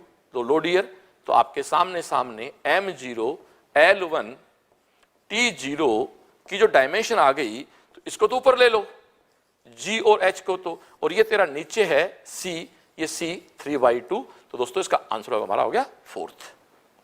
ठीक है डियर, ओके थैंक यू। अब दोस्तों क्वेश्चन नंबर 7 है जो हमारे इंस्ट्रूमेंट पे है। मैं क्लियर कर दूं, आज के कुछ सालों पहले इंस्ट्रूमेंट पे एग्जाम में क्वेश्चन नीट में नहीं आते थे, पर पिछले 1-2 साल से नीट में भी वर्नियर कैलिपर्स पे स्क्रू गेज पे क्वेश्चन आने लग गए हैं। तो बहुत से साथी कई बार इनको नहीं पढ़ाते हैं, कुछ बच्चे भी नहीं पढ़ते हैं, लेकिन रिक्वेस्ट है बेटा जी, एनसीईआरटी में मुश्किल से 1-1.5 पेज का मैटर है, हर गाइड में मिल जाता है, हर मॉड्यूल के अंदर है, हर टीचर क्लास में कराता है। एक बार आप इन क्वेश्चन को देख लेना, क्योंकि एग्जाम में क्वेश्चन आ जाता है, हो सकता है 2020 में इस पे क्वेश्चन आ जाए। क्या कहता है देखो, A student measured the diameter of a small steel ball using a screw gauge of least count 0.001 centimeter. The main scale reading is 5 mm and 0 of circular scale division coincides with 25 division about the reference level. If screw gauge has 0 error of minus 0.04 centimeter, the correct diameter of the ball is. प्रश्न बड़ा अच्छा है। किसी छात्र ने इस्पात की लघु गेंद का व्यास नापा, डायमीटर नापा अगले ने, जिसका अल्पतमांक ये है, मुख्य पैमाने की माप 5 है, वर्तीय पैमाने की माप 0, संदर्भ पे 25 भाग है और शून्यांक त्रुटि ये है। दोस्तों इसकी पूरी बात तो करना बहुत मुश्किल है, क्लास इसमें पूरी होती है। इस प्रकार की जो प्रॉब्लम होती हैं उसमें हमें जो मास्टर फॉर्मूला बनता है वो मास्टर फॉर्मूला आप दोस्तों नोट कर लो। इसका जो मास्टर फॉर्मूला है वो है MSR। MSR का मतलब क्या हुआ? मुख्य स्केल रीडिंग प्लस CSR जो वर्नियर है, और दोस्तों माइनस इसमें हम कर देंगे 0 एरर, माइनस 0 एरर। ये इसको आर नोट के रूप में कह सकते हैं। इस रीडिंग जो है प्लीज याद कर लें आप लोग। एम का मतलब मैन स्केल, सी का मतलब सर्कुलर स्केल, माइनस 0 एरर, बस कुछ नहीं करना। एक बात ध्यान रखना, ये सेंटीमीटर में है, वो मिलीमीटर में है, थोड़ा चेंज करना होगा इसमें, कुछ डेटा मिलीमीटर में है शायद, है ना। अब वो 5 mm है, तो इसको थोड़ा हमें से चेंज करना होगा। तो सबसे पहले MSR क्या है? तो MSR दोस्तों कौन है? मूल स्केल वैल्यू है, जो कितनी हमारी वो 5 mm है। ये लो जी 5 mm है। प्लस CSR क्या है? CSR का मतलब वर्तीय स्केल पे हमारी वैल्यू क्या है? तो कितने हैं? 25 खाने हैं। लिस्ट वैल्यू क्या है? 0.001 सेंटीमीटर है, इसको mm में चेंज कर लो तो 0.01 mm हो जाएगा। तो इसको दोस्तों आपको कुछ नहीं करना है, 25 को मल्टीप्लाई करना है 0.01 से, प्लीज मिस्टेक नहीं कर रहा हूं मैं, ये सेंटीमीटर मिलीमीटर में, माइनस 0 एरर, जो माइनस पहले से है तो प्लस हो जाएगी 0.04, यहां भी एक 0 कम हो जाएगा, ये भी सेंटीमीटर में है। दोस्तों इन सबको आप जोड़ते हैं तो आपके सामने आप इनको ऐड करके देख लें, इसकी वैल्यू आएगी 0.529 सेंटीमीटर। ठीक है डियर, तो ये आपके सामने इसकी सारी व्यवस्थित एक चीज होगी 0.529 सेंट। अभी तो चेंज किस में कर रखा हमने? मिलीमीटर में, क्योंकि सब कहां लिखे हुए? मिलीमीटर में। सेंटीमीटर चेंज करोगे तो 0.529 मिलीमीटर आपका आंसर आ जाएगा। मैं फिर से कहता हूं, आप एक बार एरर की, इंस्ट्रूमेंट के एरर की प्रॉब्लम को देख लेना। विशेष तो रिपीटर बच्चा होता है जो छोड़ देता है इसको। कोई बच्चा 2-3 साल से रिपीट करा तो उसको लगता वो जो 11वीं 12वीं में पढ़ता था तो टीचर ने पढ़ाया नहीं होगा। तो दोस्तों उसमें टीचर नहीं पढ़ाते थे। 2016 तक मैंने पढ़ाया, उस हम इसको पढ़ाते थे, बट आजकल क्वेश्चन आने लग गए। फिर से कहता हूं MSR CSR माइनस 0 एरर, बहुत सिंपल एस्पेक्ट है दोस्तों। Okay dear, thank you. Okay dear, फिर आपका क्वेश्चन आ गया परसेंटेज एरर पे, जिसकी चर्चा मैं आपसे पहले कर चुका हूं क्वेश्चन में। दोस्तों उसकी बात बता दी थी मैंने। अब सीधा टेक करता हूं आपको, अब उसको दोबारा पढ़ाना और दोबारा पढ़ना, फिर टाइम वेस्ट करना है। अब सीधा दोस्तों, सीधा सीधा सीधा delta x by x equal to 2 को नीचे उतारो, delta a by a, half को दोस्तों नीचे उतारो, delta b by b, plus 1/3 को नीचे उतारो, डेल्टा c बाई c, दोस्तों 3 को नीचे उतारो, डेल्टा d बाई d। मैंने बार बार कहा है, पावर ऊपर हो नीचे हो ये हमेशा पॉजिटिव रहेगी दोस्तों। आ जाओ जी, 2 A B C D का A का कितना एरर है? 1, प्लस हाफ, B का कितना एरर दोस्तों? 2, ये 1/3, C का कितना एरर है? 3, और दोस्तों ये आपका 3, इसका कितना है? 4। तो आप देखें 2 प्लस 1 प्लस 1 प्लस 12, 12 13 14, 12 13 14 15 16, दोस्तों 16% इसका आंसर आ गया। ओके डियर, हो गया। तो आप देखो कहीं जोर नहीं आया ना, तो आप थोड़ा सा एग्जाम पे अटैक करना सीखें अपना यार। एग्जाम पे अटैक ऐसे नहीं होता कि बार बार कॉपीज मॉड्यूल्स और पढ़ते रहें। अब क्वेश्चन से आप थ्योरी पे जाएं, तो ये मैं आपको प्रयास कर रहा हूं, कोशिश कर रहा हूं कि आप इस ट्रैक पे आ जाएं। तो गामा बैच का भी मोर देन 50% बच्चा रिजल्ट निकाल देगा नालायक को। अपना थोड़ा सा मेरे साथ हो जाओ। Okay, thank you. Next question, फिर आपका क्वेश्चन किस पे है? The unit of thermal conductivities. वो आपको साफ कहता है कि उस बात चालक मात्रक बताओ। मात्रक पे भी क्वेश्चन आ जाता है दोस्तों। मैं थोड़ा सा इस पे एक फॉर्मूला बता दूं, आपको याद हो। थर्मल कंडक्टिविटी अब सब जानते हैं, मेरे पुराने बच्चे, मेरा फेवरेट टॉपिक होता है कि माना किसी छड़ का टेम्परेचर यहाँ θ1 है, यहाँ θ2 है, इसकी लेंथ दोस्तों L है, इसकी थर्मल कंडक्टिविटी K है, यहाँ से कोई Q उष्मा है जो इसमें प्रवाह होती है। तो हम जानते हैं उष्मा प्रवाह की दर, इसमें कितना Q निकलता है, तो पूरी क्लास जानती है Q equal to K A θ1 minus θ2 upon L। इसको अपन रेट ऑफ करें, इसको अपन dq बाई dt करें, तो दोस्तों इधर इसको dq बाई dt से हम लें तो ये आपका सिंपल फॉर्मूला बन जाता है KA। इसको मैं थीटा की dt कर लेता हूं दोस्तों, ताकि Q और T कंफ्यूज नहीं करे मेरे को। लो जी, तो dq by dt equal to KA dt upon L में कन्वर्ट हो जाता है। अब मुझे क्या चाहिए भैया, मुझे उष्मा चालकता, मुझे इसका मात्रक चाहिए। तो आ जाओ जी, K इक्वल टू क्या आएगा, ये कौन है भाई, dq बाई dt। dq उष्मा, ऊर्जा, ऊर्जा का मतलब एनर्जी, एनर्जी का मतलब जूल, तो ये दोस्तों जूल पर सेकंड। जूल पर सेकंड क्या होता है, पावर, तो ये आपका वाट, ये वाट हो गया।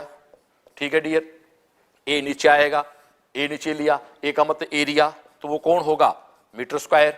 अब आपके सामने ये कौन है, dt बाई एल, तो dt का मतलब तो कौन है, केल्विन, एल का मतलब कौन है, मीटर से मीटर कैंसिल आउट हो गया। तो तेरे सामने वाट को मैं W से शो कर दूं, ये तेरा M, ये तेरा K, तो तेरे सामने वाट, ये ऊपर M ला, ये -1, ये तेरा K ला, ये -1, ये दोस्तों आपकी K की डायमेंशन आ गई। क्या है, W M -1 K -1, ये आपका दोस्तों इसका सेकेंड आंसर हो गया। तो बिल्कुल सिंपल सा एस्पेक्ट रहता है डियर। फिर सुनो, इस फॉर्मूले को आप डायरेक्ट नहीं करते, इस तरह से करा दिया आपको मैंने। Okay, thank you. Okay dear, अब हम 1D की तरफ आ गए हैं। यूनिट हो गया, डायमेंशन हो गया, एरर हो गया, मेजरमेंट हो गया। अब कहां पर आ गए, 1D पर, क्योंकि उसके बाद 1D आती है ना। तो 2013 जब पहली बार नीट हुआ था, उसके बाद नीट नहीं हो पाया था, बीच में डिस्टर्ब हो गया था, जो भी रहा। और याद करो 2013 का हमारा सुनील बिश्नोई, जिसका 33वां रैंक आया था नीट के अंदर, जो सीकर की आज तक की सबसे बेस्ट और लिस्ट रैंक है, इस बार उसको CLC का बच्चा तोड़ेगा निश्चित रूप से। CLC का अपने रिकॉर्ड अपने CLC बच्चे तोड़ते हैं। ओके डियर, आ जाओ। A stone falls free under gravity if it covers distance h1 h2 in first 5 second 5 and next 5 second respectively. The relation between h1 h2 h3। दोस्तों साहब कहता है कि एक कोई मीनार है, वहां से बॉल पटकी, पहले 5 सेकंड बॉल चली h1, अगले 5 सेकंड चली h2 और अगले 5 में चली फिर h3। तो कहता h1 h2 h3 का रेशियो बताओ। तो ये तो गांठ मान लो आप, पहला सेकंड फिर अगला सेकंड फिर अगला सेकंड जब पूछता है तो दोस्तों इसका रेशियो हमेशा 1:3:5 होता है। ये लो आंसर तो आपका दे दिया यही मैंने, बट यहां दो बातें मुझे आपसे करनी है, उस पर आता हूं। आंसर तो आपका हो गया। वो क्या है बातें दोस्तों, कि जैसे ये एक मीनार है, प्लीज इस मीनार से मैं एक गेंद को छोड़ता हूं u इक्वल टू 0 से, विराम अवस्था से किसी बॉल को मैं किसी मीनार से छोड़ता हूं और वो बॉल जमीन पे आती है। अब यहां दो बातें हैं। अगला कहता 2 सेकंड में बॉल द्वारा तय की गई दूरी और दूसरे सेकंड में बॉल द्वारा तय की गई दूरी फर्क है। कैसे, एक वीक में 6 दिन होते हैं, सोमवार से लेकर शनिवार तक। माना आप 10 रोटी टिकाते हो मैच की डेली, आपसे पूछे कोई 6 दिन में खाई गई रोटियां बताओ, आप कहोगे 60। अगला कहे 6ठे दिन में खाई गई रोटियां बताओ, तो आप 60 बताओगे क्या ना, 6 दिन में टिकाई गई चपातियां और 1 दिन में टिकाई गई चपातियां, 2 क्वेश्चन हो गए ना। तो 6 सेकंड में चली दूरी और 6ठे सेकंड में चली दूरी। Are you agree? बस यही प्रश्न है। आ जाओ दोस्तों, इसका फॉर्मूला क्या बनेगा, H equal to UT plus half GT square. आप खुद कह रहे हो कि इनिशियल वेलोसिटी क्या 0, तो आपका 0 हो गया। तो H इक्वल टू है half dear GT square. Clear? G का मान है 10। लो मैं अब इधर एक बात करता हूं। वो कहता साहब बताओ 1 सेकंड में दूरी कितनी चलेगी, तो पूरा सोल्व कर लें। H1 हाफ, G का मान 10 मान लो, 9.8 की 10 मान लो, तो ये आपके सामने आ गया 5। अगला कहता साहब 2 सेकंड में चली दूरी, तो आपके सामने क्या होगा, ये तो 10 का 10 रहेगा, ये आपका 2 दूनी 4, तो ये आपका कितना हो गया भाई 20।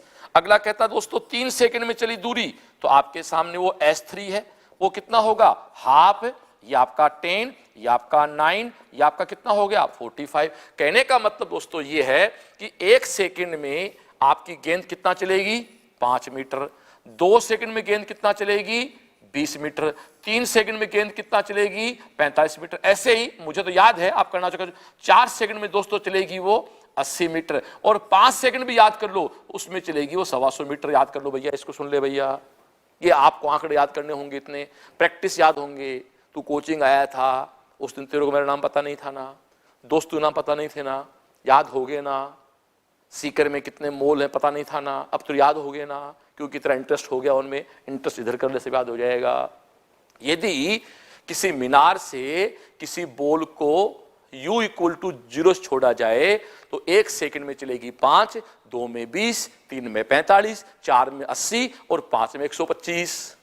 ठीक है डियर, ये इस बोल के द्वारा तय की दूरी है। तो आप यदि इसको एक साथ रखो और यदि आप इनको एक साथ रख के आप देखो तो 5 अनुपात 20 अनुपात 45 अनुपात 80 अनुपात 125, अब डिवाइड करना 5 से, 1 अनुपात 4 अनुपात 9 अनुपात 16 अनुपात 25, ऐसे नहीं हो गया 1 2 का स्क्वायर, 3 का स्क्वायर, 4 का स्क्वायर, 5 का स्क्वायर। अरे कहां से आया, आ गया ना बोले आदमी, बुद्धि मत लगा यार। GT स्क्वायर ये नहीं है क्या, H directly proportional T square, आया ना, बोल बोल यस। यानी 1 सेकंड में 1 अनुपात 2 का स्क्वायर, 3 का स्क्वायर, 4 का स्क्वायर, 5 का स्क्वायर। क्लियर हो गया। अब मैं तेरे प्रश्न पे आता हूं। ठीक है, ये था 1 सेकंड में 1 दिन में खाई रोटी, 2 दिन में खाई रोटी, 3 दिन में खाई रोटी, 4 दिन में खाई रोटी, 5 रोटी खाई, आपने सारी गिन दी। अब वो कहता तूने सेकंड डे कितनी खाई और थर्ड डे कितनी खाई। ले थोड़ा सा मैं फॉर्मूले पे आने के बजाय एक ट्रिक पे आता हूं पहले। ये कितना था 5, ये कितना था 20, ये कितना था 45, ये कितना था 80 और ये कितना था 125। देख 1 सेकंड में कितना गिरी 5, 2 में कितना गिरी 20, तो 2 में कुल गिरी 20, 1 में गिरी 5, तो सेकंड में कितनी गिरी बोलना 15, बोल बोल कितनी गिरी 15। तो 1 सेकंड में चला 5, दूसरे सेकंड में कितना चली 15। अब आगे चल, 2 सेकंड में चली 45, 2 में चली 20, 3 में चली 45, तो थर्ड सेकंड में कितना चलेगी ये 25। तो आगे ना अनुपात यार, 1 अनुपात 3 अनुपात 5, इसको बोलते हैं nवें सेकंड में चली दूरी। इसका जो फॉर्मूला है वो दोस्तों फॉर्मूला आपका होगा H डायरेक्टली प्रोपोर्शनल 2n-1 का मल्टीप्लायर। ये लो जी, ये लो जी, ये nवां सेकंड, जैसे पहला सेकंड n का मान 1 तो h को 1, दूसरे में 2 दूनी 4 3, तीसरे में 5 1 3 5। और इसका फॉर्मूला जो बनता है वो फॉर्मूला ऐसे बनता dear, h equal to g/2 2n-1। ये है nवें सेकंड में चली दूरी। कब, जब किसी मीनार से u बराबर 0 से किसी बोल को छोड़ा जाता है। अब मैं इस बात को समराइज कर देता हूं। मैंने कहा ना केवल प्रश्न का सॉल्यूशन मेरा टारगेट नहीं है दोस्तों। एक बंदा मीनार पे खड़ा है, वो एक बोल को छोड़ता है, तो 1 सेकंड में, 2 सेकंड में, 3 सेकंड में, 4 सेकंड में, 5 सेकंड में बोल द्वारा तय की दूरी है 5 metre, 20 metre, 45 metre, 80 metre, 125 metre. और दूसरे से पहले सेकंड में कितनी 5, दूसरे सेकंड कितनी 15, तीसरे में कितनी 25, चौथे में कितनी, आगे चलें, पांचवें में कितनी, वो डिफरेंस निकाल लें। तो उनका रेशियो था 1 रेशियो, वो था h था t स्क्वायर के समानुपाती, और यहां है ये 2n-1 के समानुपाती। वो दोस्तों स्क्वायर के समानुपाती था। ये आपके सामने विषम संख्या के समानुपाती 1 3 5। ये आपका क्वेश्चन था, तो ये आपका आंसर आ गया।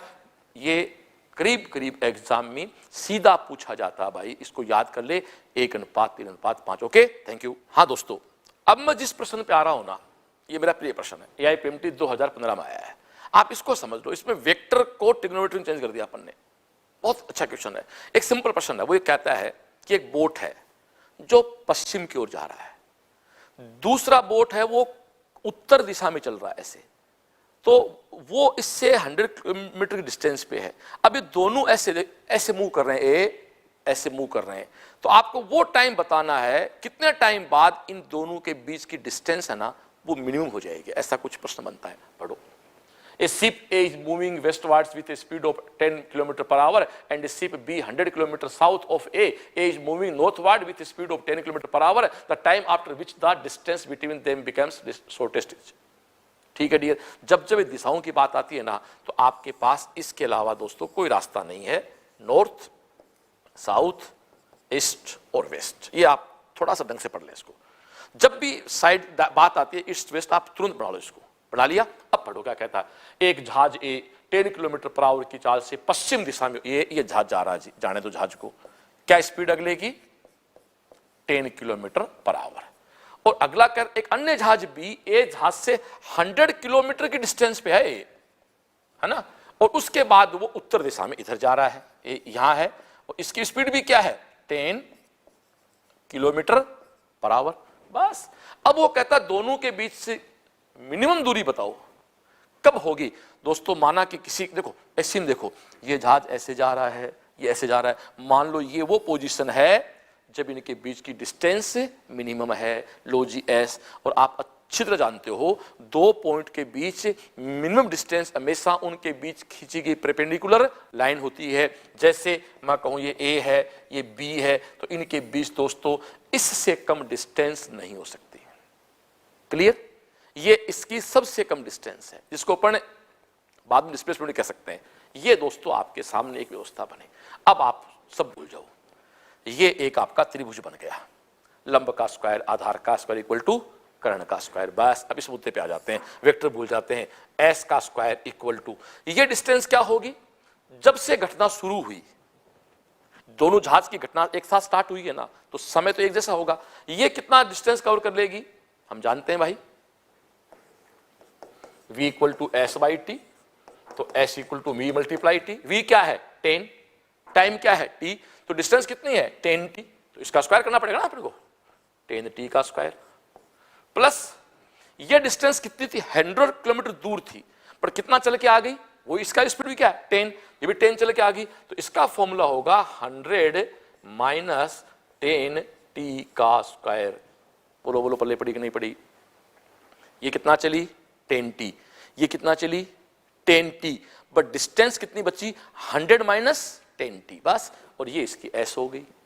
अब आप जानते हो कि आपको मिनिमा या मैक्सिमा जब भी कहीं चेंज करना होता है तो दोस्तों समय के साथ, किसके साथ, समय के साथ पूछा यहां पर, उसको डिफरेंशिएट करके जीरो कर दो, बस यही करेंगे। इसको अवकलन कर देंगे और जीरो कर देंगे। ठीक है डियर, तो इसका अवकलन करके लो जीरो कर देते हैं भाई, बिल्कुल सिंपल सी अप्रोच से हमारा काम हो जाएगा। आ जा भैया, तो इधर तो आपको नो डाउट जीरो करना है, जीरो कर दिया। अब देखो 100t स्क्वायर, यानी ये कितना है तेरा, चलो एक बार मैं इसको s स्क्वायर लिख लेता हूं, ये है 100t square plus 100 minus 10t का स्क्वायर।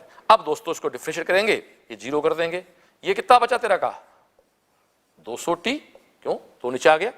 अब यहां इसका अवकलन करना तो तेरे को पता है, दो नीचे आता है, पहले दो नीचे आएगा, 100 माइनस 10t, और अब क्या होगा, दो में से एक हो गया। अब अंदर आए कोष्टक के, तो इसका तो अवकलन क्या है जीरो, इसका क्या है -10। थोड़ा सा देख ले विधान से, याद है ना, x की पावर n का अवकलन क्या होता है n x n-1।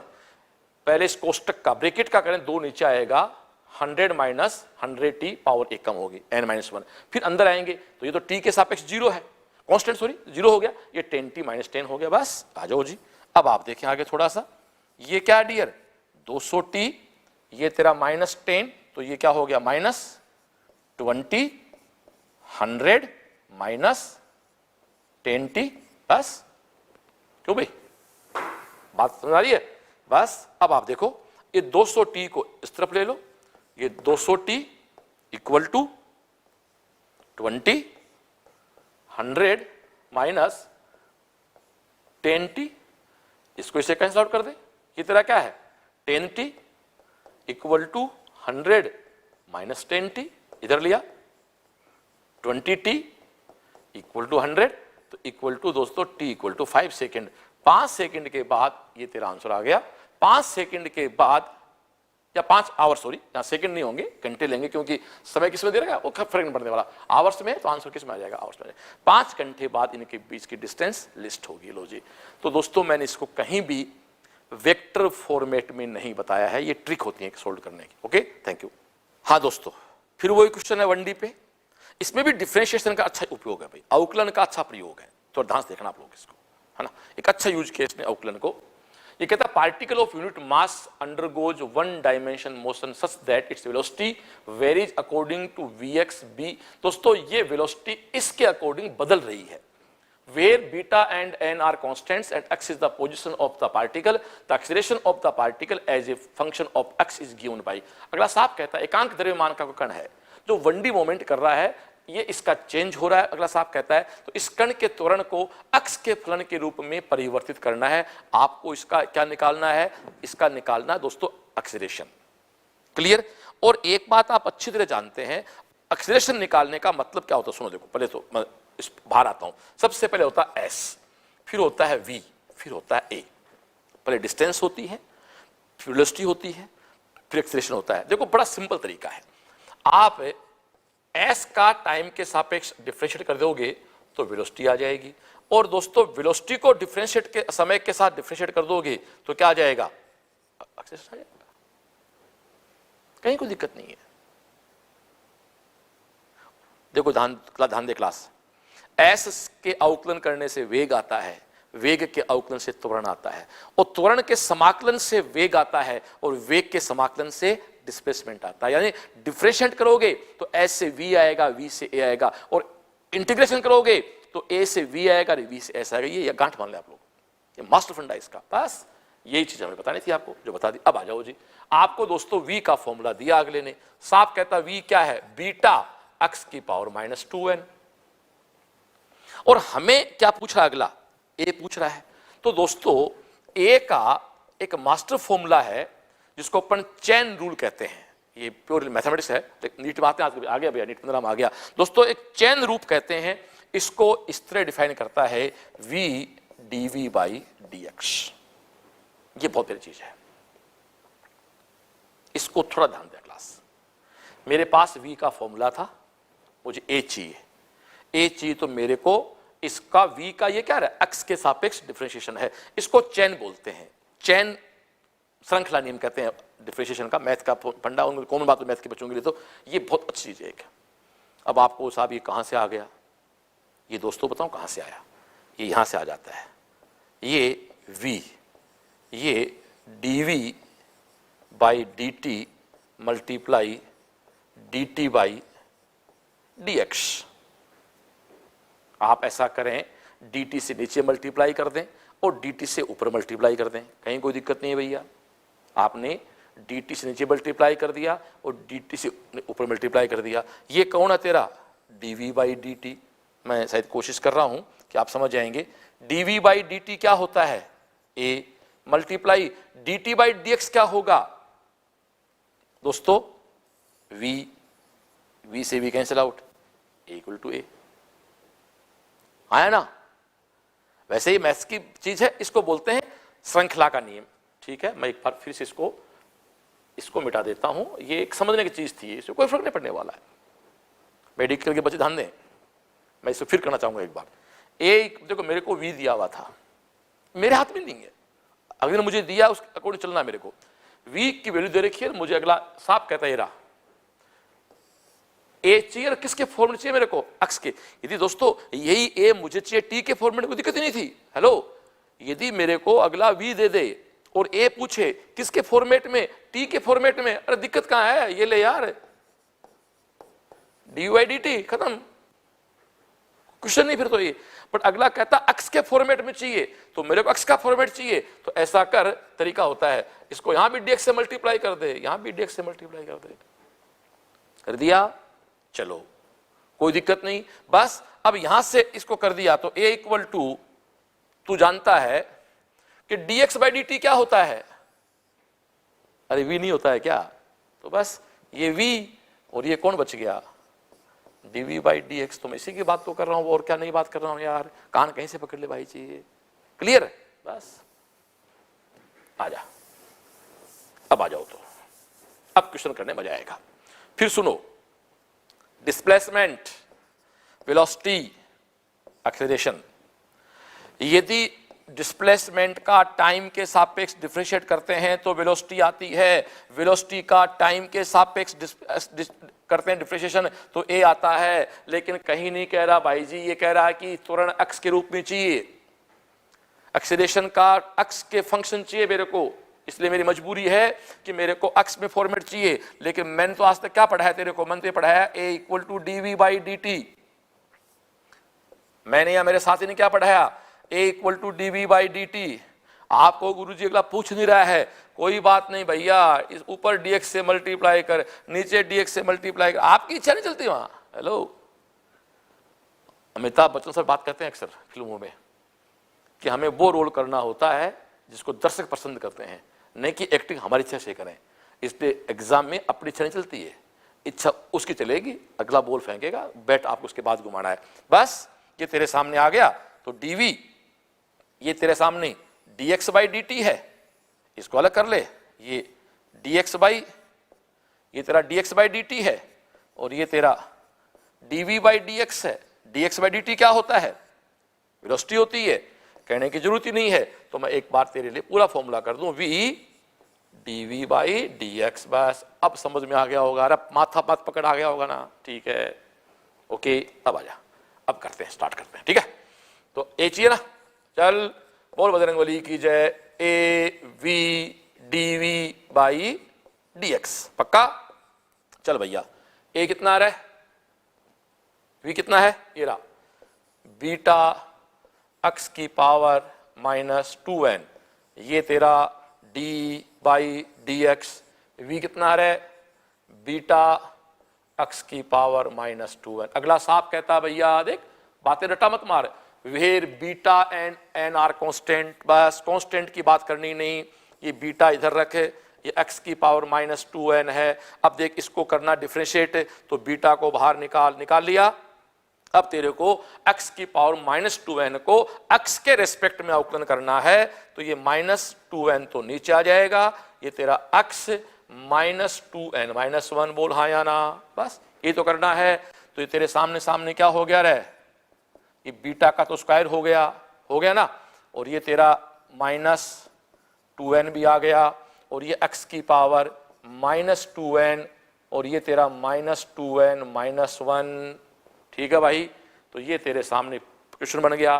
तो बीटा स्क्वायर है, पहले माइनस का साइन देख, तो ये माइनस का साइन रहा, ये तेरा बीटा स्क्वायर है, ये तेरा n है, और ये -4n -1 है, -4n -1 है, ये तेरा थर्ड आंसर हो गया।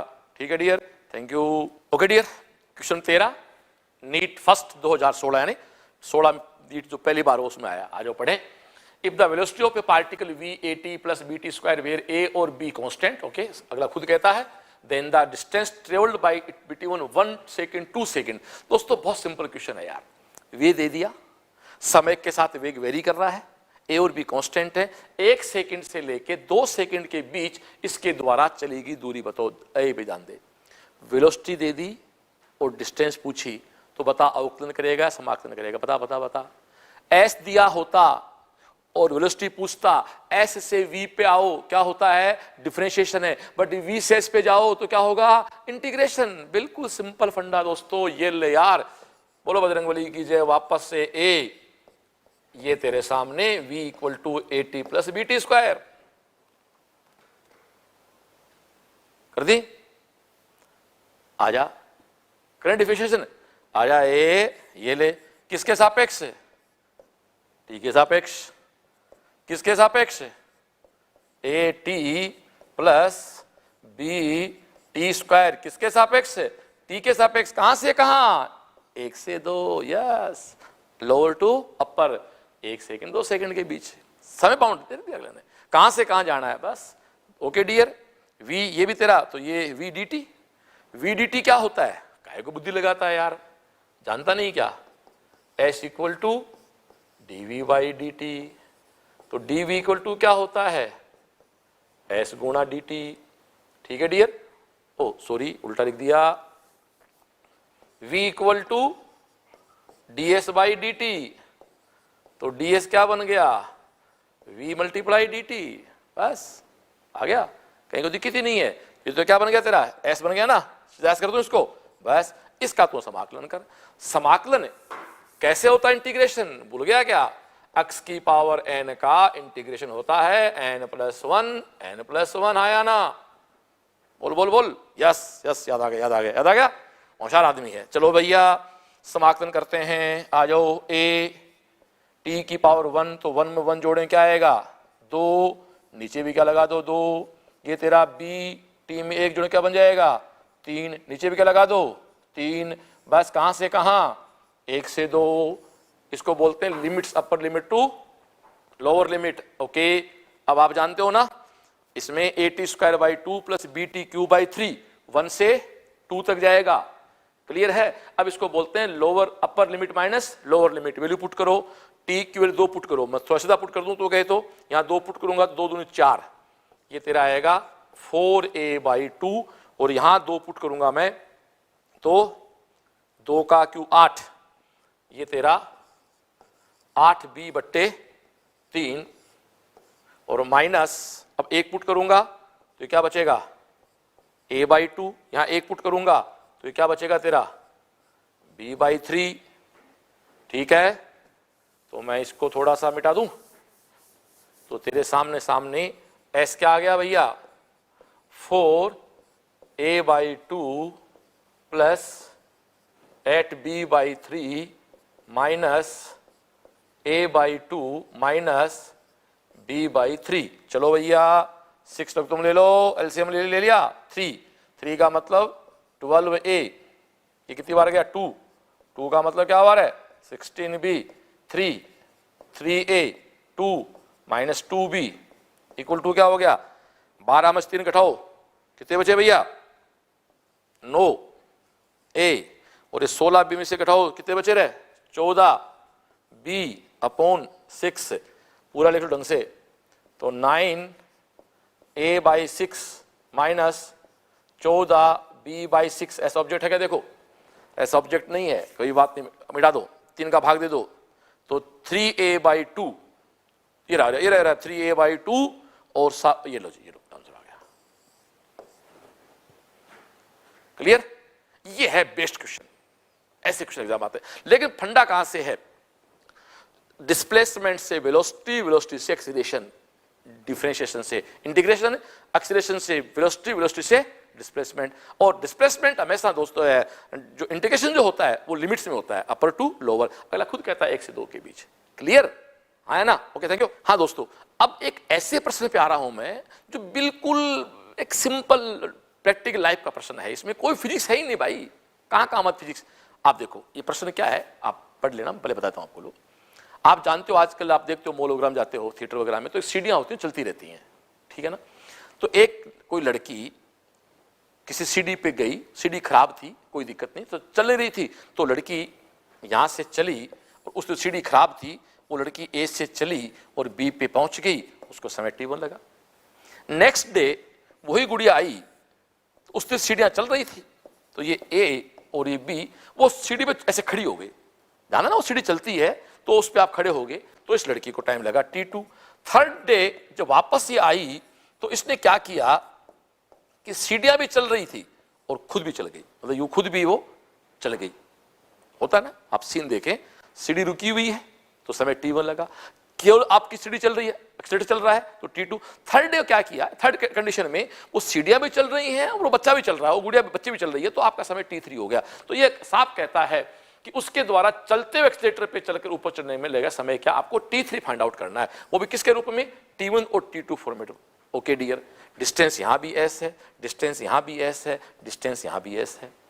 यहां वेलोसिटी आप ऐसा करो, P फॉर प्रीति कर दो, E फॉर एक्सीलरेटर कर दो, और ये टोटल कर दो दोस्तों, ये VT कर दो, कोई दिक्कत नहीं। अब इस डिस्टेंस को आज इसको तय करनी है, तो इस डिस्टेंस को दोस्तों आज तय करना है, तो आज ये किस वेग से तय कर रही है, VT से। लेकिन हम सब जानते हैं भाई V इक्वल टू क्या होता है, S/T, तो S इक्वल टू क्या होगा, V। तो आज V क्या क्या है, आज VP है और VE भी है, उस समय को आपने यहां T3 डिफाइन कर दिया, बस हो गया अपना काम। ओके डियर, ये तेरा S, VP क्या था S/T1, VE क्या है S/T2, ये मैं नहीं कह रहा, अगला कह रहा है, और ये तेरा कौन है T3। ये सब दोस्तों कैंसिल आउट हो जाएंगे, जब इसको अपन सोल्व करेंगे तो आपके सामने आंसर आ जाएगा T1 T2 और T1 प्लस T2, ये आपका आंसर हो गया। लो जी, तो मुझे बताओ इसमें कहां से फिजिक्स काम आ गई।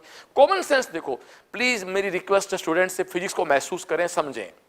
Okay dear, thank you. हाँ दोस्तों, ये नीट 2019 की प्रॉब्लम है, नदी नाव, मेरे प्रिय टॉपिक है नदी नाव, बोट और रिवर पे डिपेंड क्वेश्चन है। यहाँ दो क्वेश्चन बनते हैं, एक व्यक्ति को या नाव के की बात नदी पार करनी, दो क्वेश्चन होते हैं, कम से कम समय में और कम से कम दूरी पर। ये प्रश्न जो है ये आपको कम से कम दूरी, लघुत्तम पाथ है, शॉर्टेस्ट डिस्टेंस, जिसको अपन डिस्प्लेसमेंट कहते हैं, उसके अकॉर्डिंग आपको नदी को पार करना है। ठीक है, मैं इस प्रश्न की भाषा आपके सामने है, आप एक बार पढ़ ले। The speed of a swimmer is in still water 20 metre per second, the speed of river water is 10 metre per second and is flowing due east if is the standing on the south bank and wishes to cross the river along the shortest path, ये काम की चीज इसमें, shortest path, the angle at which he should make his stroke with respect north, north के सापेक्ष दोस्तों आपको इसको अपने एंगल निकालना है। मैं थोड़ा सा आपको इस नदी से पहले एक समझाना चाहता हूँ।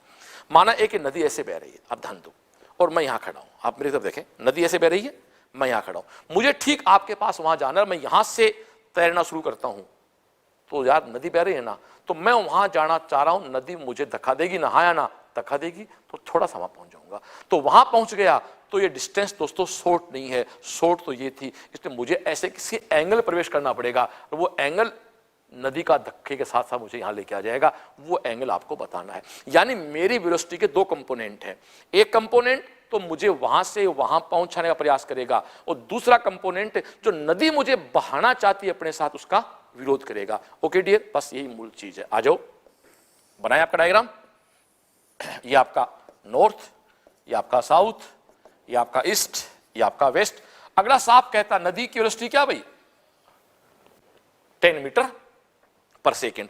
अब देखो डियर, ये व्यक्ति ये किसी एंगल पे प्रवेश करेगा, यहां सपोज करो नॉर्थ के साथ। अगला साफ कहता, मैं नहीं कह रहा हूं, खुद कह रहा है, नॉर्थ के साथ ये किसी v स्पीड से इंटर करेगा, तो इसका एक कंपोनेंट आप जानते हो थीटा इधर है ना, तो एक कंपोनेंट है v कोस थीटा, और इसका एक कंपोनेंट है डियर v साइन थीटा।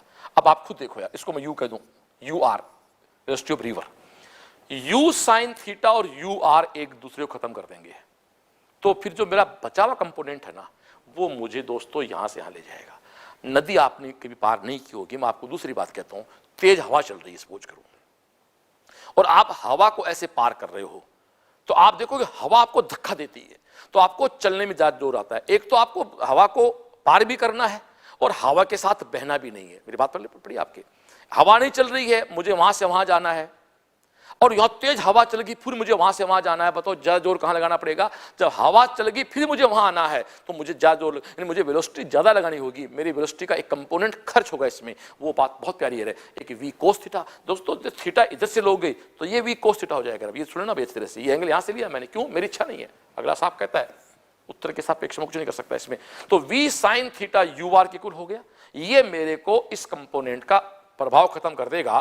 तो डियर एक क्लास का सुंदर सा matter, u equal to v sine theta, u आपका 10 है, v आपका 20 साइन थीटा, ये ले dear, sine theta equal to 1/2, sine theta equal to 1/2, तो थीटा इक्वल टू 30 डिग्री, यानी 30 डिग्री किसके साथ, उत्तर के साथ, किधर, वेस्ट की ओर। आपका आंसर आ गया थर्ड।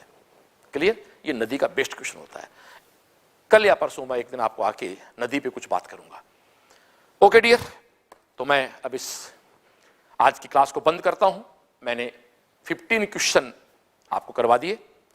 अब डेली 1 बजे मैं आपके बीच आऊंगा कुछ प्रश्नों के साथ। ये जो प्रश्न आपको दिए जा रहे लाइव नहीं है, इनको दोस्तों शूट करके अपलोड करना होता है, तो हम इनको सुबह शूट करके ठीक 1 बजे अपलोड करेंगे। तो आप लोग 1 बजे के बाद इनको हमारे फेसबुक पे देख सकते हैं, या अपना सीएलसी का यूट्यूब चैनल सीएलसी सीकर वहां भी देख सकते हैं। हम फेसबुक भी डालेंगे, बट कुछ दिनों बाद फेसबुक से हटा देंगे, ये सेवल सीएलसी के यूट्यूब चैनल पे रहेंगे। तो आप जाएं, सीएलसी का यूट्यूब चैनल सब्सक्राइब करें, उसको आप लाइक करें ताकि आप उससे जुड़ सकें।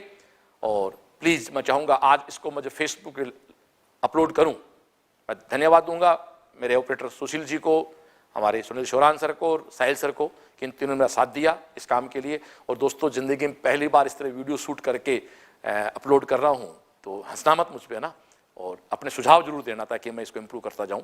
ठीक है डियर, ऐसे कल हम अगले प्रश्नों पे आएंगे। मैं फिर से कह दूं, 13, 14, 15, 16, 17, 18, 19 7 साल बीच में एग्जाम 2 बार हुआ है, 9 पेपर उठाए मैंने नीट के प्रीवियस, उनमें टॉपिक वाइज मैंने क्वेश्चन को छांट लिया, पहले वेक्टर को लिया, यूनिट को लिया, 1D को लिया, ऐसे कल हमारा मामला स्टार्ट होगा 2D से। तो कल डियर हम लोग जो प्रश्न आपके साथ लेंगे वो प्रश्न रहेंगे हमारे 2D मोशन के। 2D मोशन के दोस्तों पिछले सालों में जो क्वेश्चन आए हैं उन पे आपसे बात करेंगे, और वो कुछ क्वेश्चन ज़्यादा भी हैं, कोई दिक्कत नहीं, 31 तक हैं दोस्तों। क्वेश्चन नंबर 16 से लेकर कल भी वही 17 क्वेश्चन हम आपके साथ डिस्कस करेंगे, ठीक है डियर। तो क्वेश्चन आपको दिखा जाता है, और CLC के स्टूडेंट जो हैं वो अपने नीट प्रीवियस पेपर साथ लेके बैठ जाएं। तो दोस्तों ठीक 1 बजे आप कॉपी पेन के अंदर बैठ जाएं। अब उस समय आपका टेस्ट वगैरह होता है तो उसको बाद में कभी आप जाके बैठ के देख सकते हैं। क्लियर? नमस्कार, जय CLC।